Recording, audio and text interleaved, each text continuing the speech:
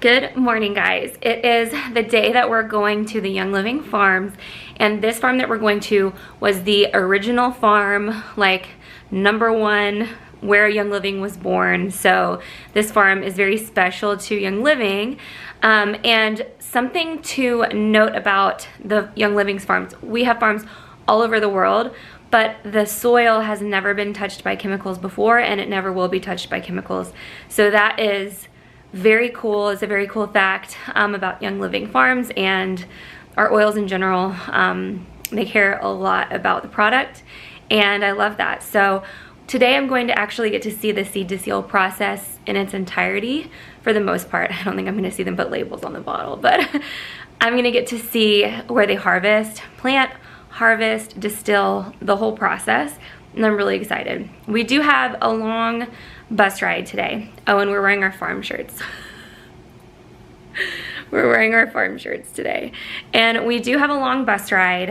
I think it's about 2 hours. And so I brought my backpack that we got when we checked in. I filled up my water bottle with water, and I packed just what I think I'll need for the day.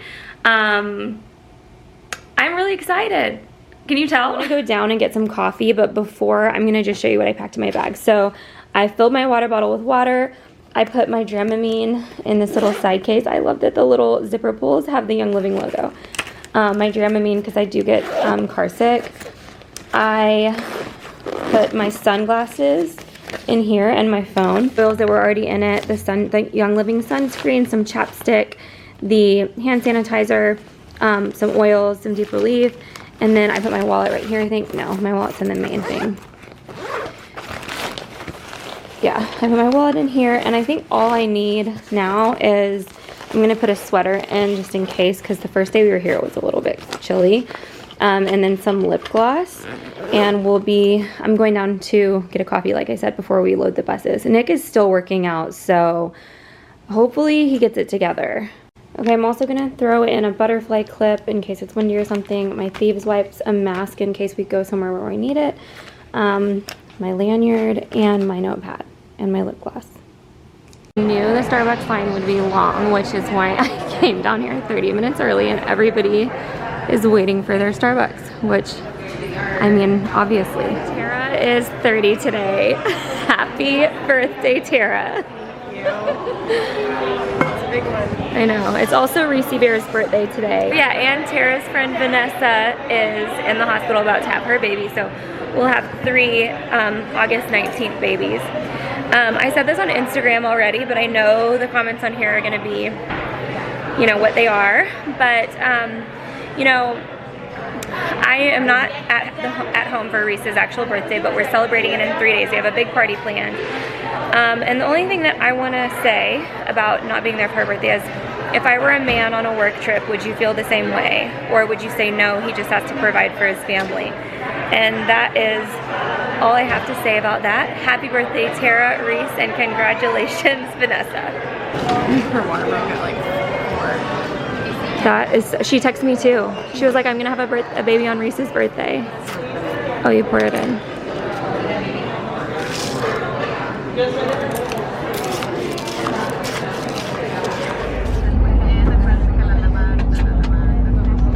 Tara, should we get the whole bus to sing happy birthday to you?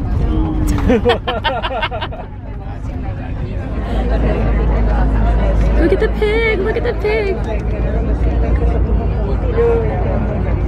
Oh, that cute house.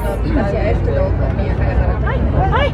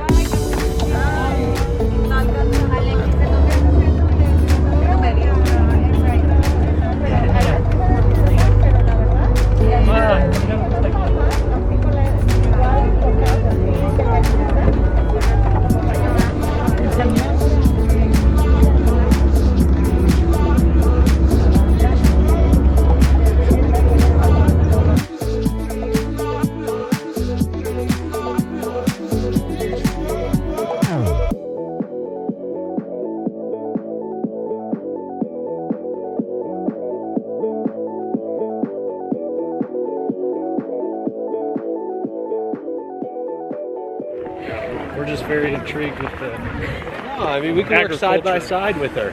Mary. This is so beautiful. Adam. Guys, the weather is perfect. It's gorgeous. It feels amazing. So right when we got off the bus, I like leaned down to smell one of the leaves because I wanted to know if I could identify the oil. And I could. It was jade lemon, which is, I'm out of breath, but one of my top favorite oils. So that was really cool. And then we went over to the lavender to take some pictures back there. I was hoping they'd be more purple, but you know, I'm not gonna get run over by a bus neck. Just everybody relax. I was telling Tara I wish we could come to this every year.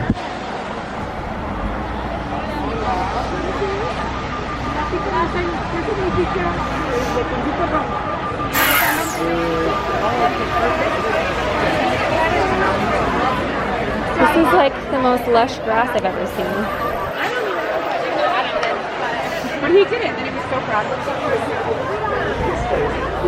We're very social. There's Mary's house. Oh, we should go ask her. Mary's house. I'm telling you, I think Mary and us worked together.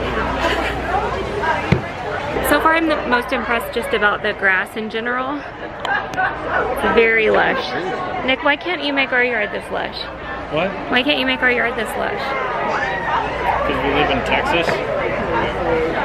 What are we doing in Texas? This is basically where everything starts on the greenhouses. We start growing seeds in February, at the beginning of February, and the first plants get ready around mid-April. The first batches start to get ready to go in the ground. The lavender takes about 3.5 months to be ready to be planted in the fields. The Melissa takes about a month and a half, so it's a little faster.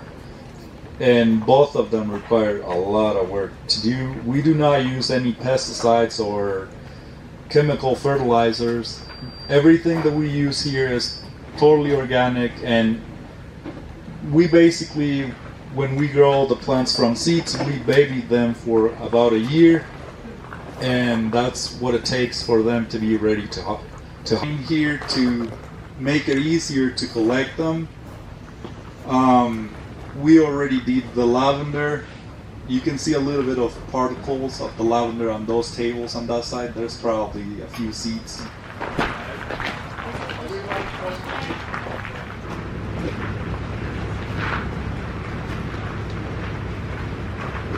This little patch that we have here is a spruce, blue spruce. Lavender purple anymore. Some of the flowers still are, but the majority of them turned gray.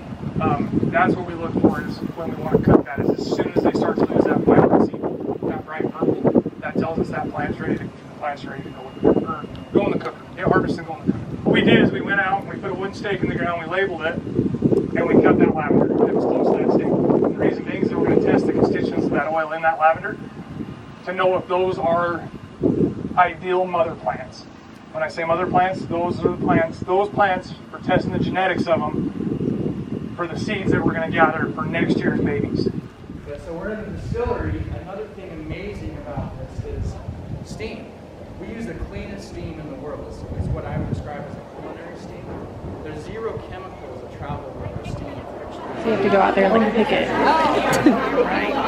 Looks like you're like the hay.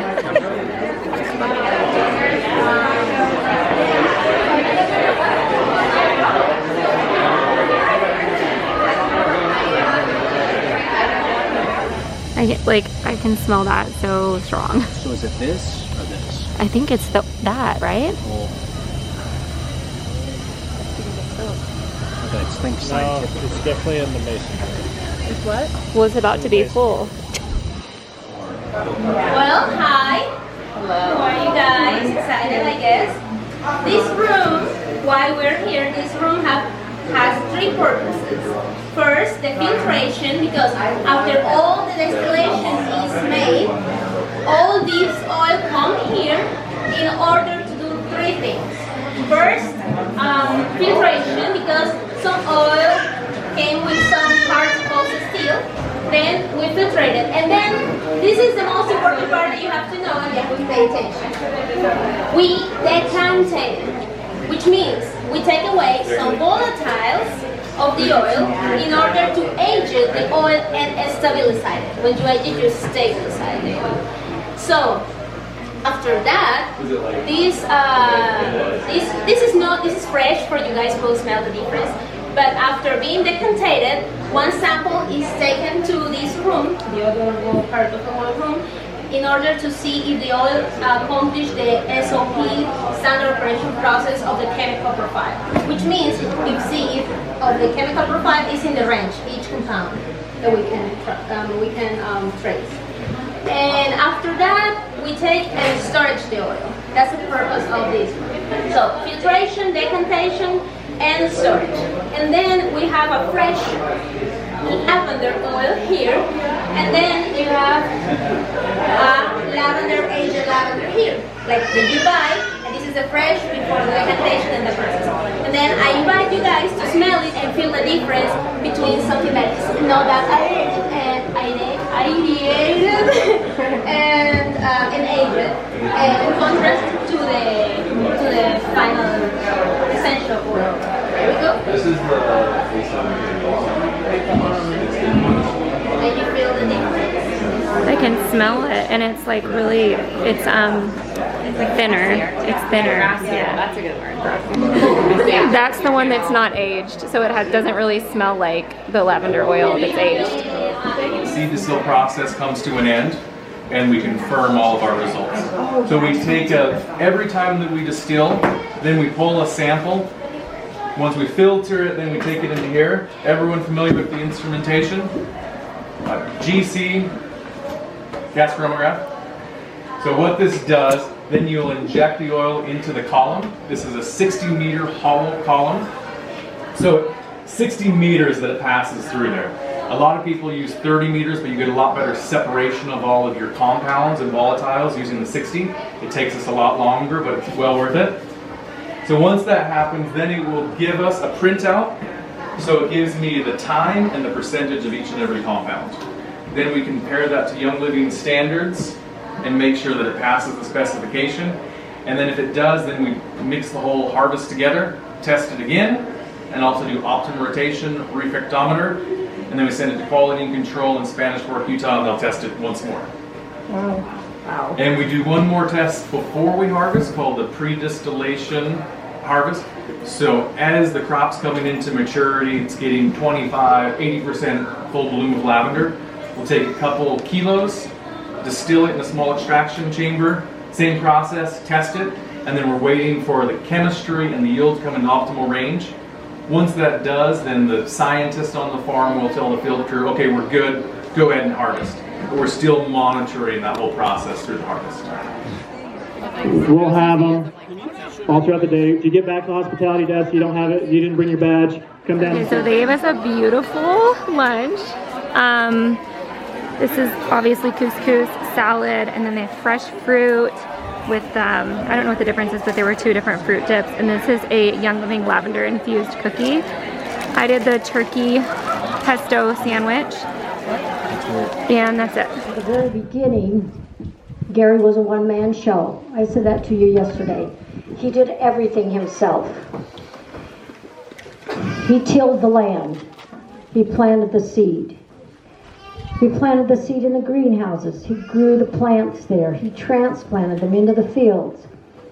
He put the water pipes in, the irrigation system. Gary was so slandered for his belief in essential oils. Hundreds, thousands of people thought he was crazy. But you know what? There were people like you who caught on to what the essential oils are. You caught on to the benefits. You had your own experience. So nobody could tell you that they didn't work because you knew what the truth was. And when you come to this farm, this validates what you know. This validates what you've been told. This validates the truth of who we are. So I can only say how grateful I am that you choose to come and see what's real. Make sure everybody can see me completely, head to toe. Can you see me? Yes. Yes. If you cannot see, We are on the way back to the hotel now, and we are exhausted. Like, that's an understatement. We're exhausted. But we had an amazing time. No. Yeah, seriously, I'm right back in the same spot. So we are now ready for dinner. You guys, my chest, I'm at a loss. I think it might have been the facial that I got recently, because I can't figure out why. But anyway, it's really distracting. It's like itching me. Like in your teenage years now. It might be hormones. Google says it could be hormones. But anyway, I wanted to let y'all know that we are just sitting down at the bar. I'm having a Diet Coke. They're having their drink that they like. And we're just waiting until it's time to get an Uber for our dinner. And that's about it. We're all really tired, all of us. Like, Tara and I kind of have like headaches a little bit from the day. So we're just trying to shake it off so that we can. we're ready to party over here. Wow, the light looks good on your face. You guys, this is really cool. I know, it's like the little rapids. Maybe you guys are gonna be water. I know, there must have been a wedding. You guys are gonna be whitewater rafting on that tomorrow. Dang it, I wish there wasn't a glare because it's so pretty. This view is amazing. Nick, look at the moon. So many red lights everywhere. Access here, they already have access here. Nick's telling him about, he's telling him about the Joshua Creek. Nick's He's talking about Joshua Tree. He's talking about his Joshua Creek Club. No, if you want to do a pheasant hunt this fall, yeah, y'all go pheasant hunting. line up a pheasant hunt at Joshua Creek. Crab and artichoke dip, yes. We're getting the oysters on a half shell too. Okay. Yeah.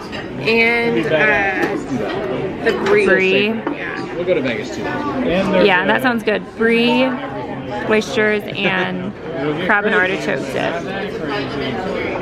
Okay, so I got the Wagyu with the crab and Béarnaise. Tara got the lobster. Adam and Nick got prime rib. It looks like it's still alive. It is so good. Adam, the red lights in here are killing like the camera vibe. Okay, we are back. I am so tired. I know I keep saying this. Each day that we're here, I get progressively more and more tired. But we had to get a late reservation today, so it's like 10. It's like after 10, I think, and that's way past my bedtime. So I'm ready to get in bed. Like day one, I had the most energy, and it just keeps going down, down, down.